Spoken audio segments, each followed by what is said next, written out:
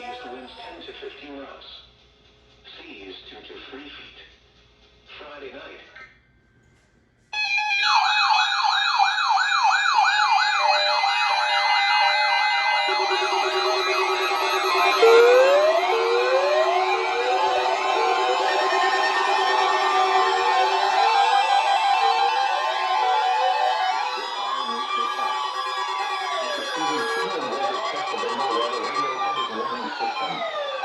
Special grid receivers are activated by the signal to warn of severe weather or other hazards.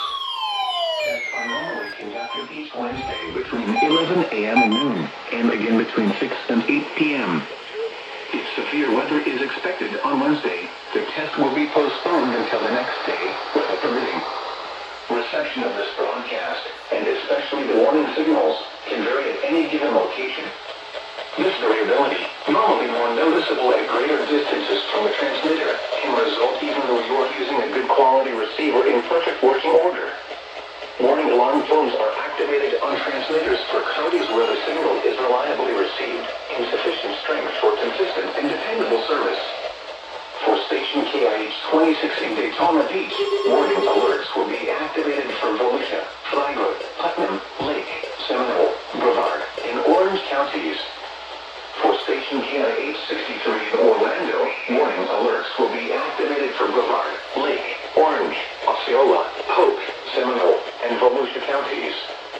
For station WXG70 in Melbourne, warning alerts will be activated for Brevard, Indian River, Orange, and Osceola counties.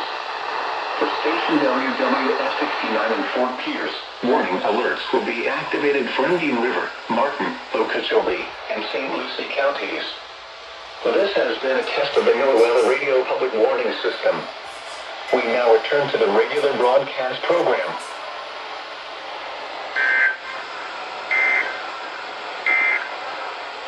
Marine forecast for the following.